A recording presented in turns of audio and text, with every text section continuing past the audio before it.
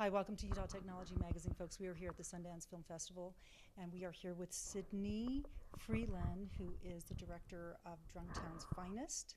And congratulations, first of all, Sydney, for being here and being with us. First of all, Drunktown's Finest. Where, first of all, the name, was that a working title, first of all? No, it was. I'm sorry. Yeah. Okay. Yeah, no, it's actually been the title of the film since Since 2005. Okay.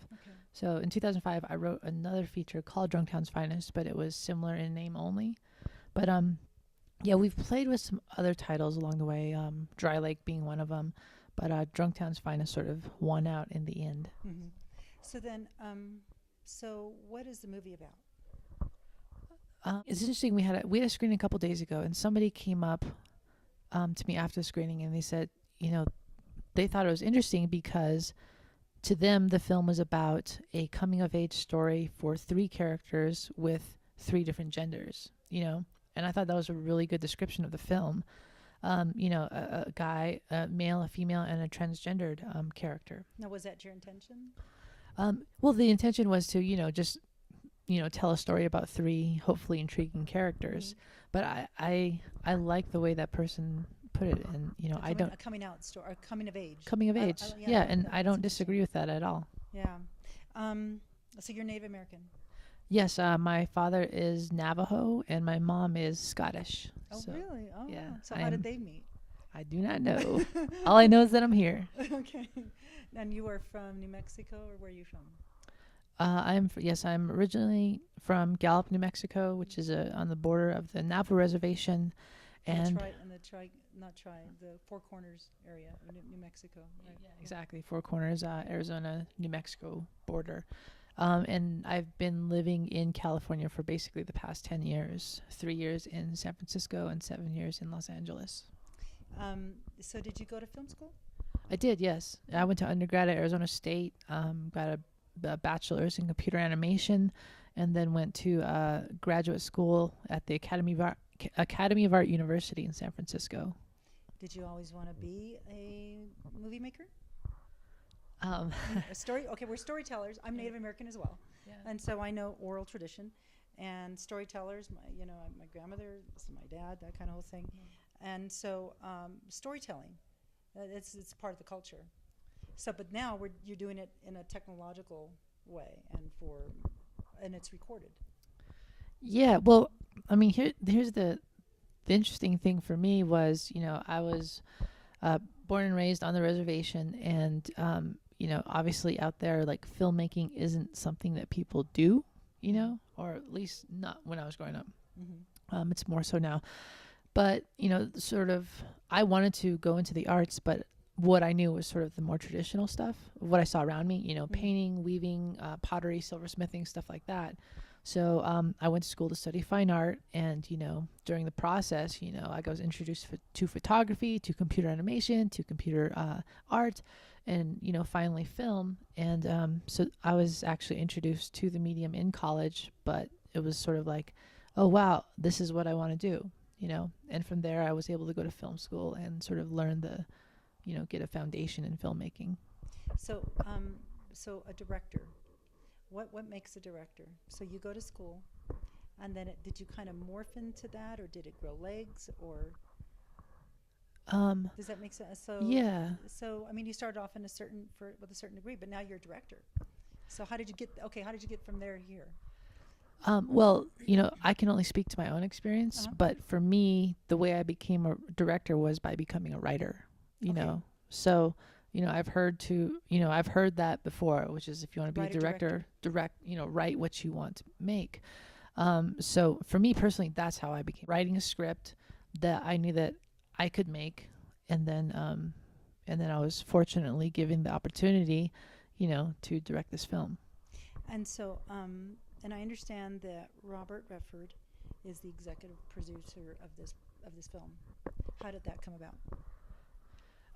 Yeah, so I did I've also been fortunate enough to participate in the Sundance labs. Okay. They have the And name. a lot of people don't know about the labs. And in Yeah. fact, we're going to interview Sundance in a couple of days. to tell us about the programs, because there's great programs for people. So you participated in the lab. Yeah, they're amazing. You know, I did the native lab first in 2009, and which is run by Bird Running Water, you know, who has been a big reason why this film has gotten made. I did the screenwriters lab, directors lab, composers lab, and producer summit in 2010. Now, do you have to apply for those labs? You do, yes. Okay. Yeah. And the screenwriters lab is sort of the entry point into the directors lab. Okay. But they were phenomenal, and I highly recommend them. But it was at the directors lab where, you know, it's at the Sundance Resort, and you know, Robert Redford, you know, is very supportive, and you know, he had read the script, and we had a conversation about it, which was really great because he's so familiar with the Navajo Reservation, you know, and the places and the people and all that. And then afterwards, he approached my producer and I, and you know, said he was interested in coming on board as executive producer. So we're really grateful that he's on. Yeah. And you told a funny story while we were off the air. Tell that story about when you were at the screening when he came in. I thought that was kind of cute. Yeah. Okay. So we had the premiere last Saturday at the Yarrow here at Sundance, and you know, Robert Redford, you know, came to the premiere. Or Bob. Bob, yeah. Okay. Bob came to the premiere. So yeah, it was a really great experience. But you said he left for a minute. Oh yeah. Yeah, so like halfway through the screening, you know, he got up and he walked out, and I was like, oh man, he hates the film. It's terrible, you know, and but he just went to the bathroom, so. And he came right back. Yeah, 2 minutes later he came back and he finished watching the movie, so. And that's funny because he, you know, I used to, and I said this earlier, I used to work for him in his cabin when I was a young girl many years ago. And I think people think he's a little intimidating. Do you find that to be the case? No, not at all. You know, I was, you know, I mean, we haven't had, you know, extensive interaction, you know, but just in the limited time that I have spent with him, and, you know, he comes across as a truly genuine person, you know, because I work in the film industry, and you know, in Los Angeles, you know, in New Mexico, Northern California, Southern California, and, you know, it's very rare that you meet somebody who's like a truly genuine person. Genuine. Yeah. Accessible, I think. Accessible, genuine, you know, that's, you know, it's, you know, and that sort of helps to put you at ease as well, you know. Right, I agree. So what, I mean, because I think in every project, whatever, if you're painting, whatever art piece or art form you're doing, I think people have an idea as the artist on the onset, and then you have a journey.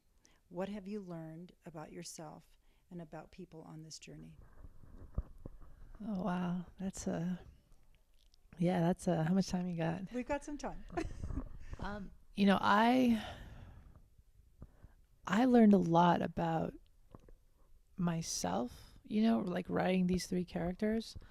And I also learned a lot about like sort of other people, you know, like people that like I may sort of like kind of jump to conclusions about. Acceptance, maybe? Acceptance, you know, that's just like, you know, like if we're going into specifics, you know, like somebody like the character of Sick Boy in the film, you know, he's kind of he has a problem with alcoholism, you know, he's prone to violence, he's a potentially unsympathetic character, you know, and but the thing I found, but his character, because I saw the movie, you know, a couple of days ago, and his character was dynamic, and it was, boy, he had a lot going on. Great performance by him because he conveyed it. He conveyed it through the eyes. You know. I mean, as a director, you know that when a camera's right on you, it's not picking up almost what you're saying. It's picking up what you're thinking, what you're feeling, and it comes through. You can't hide anything from the camera. And so, and his character, Sick Boy's character, was so conflicted, but yet he wanted to do the right thing.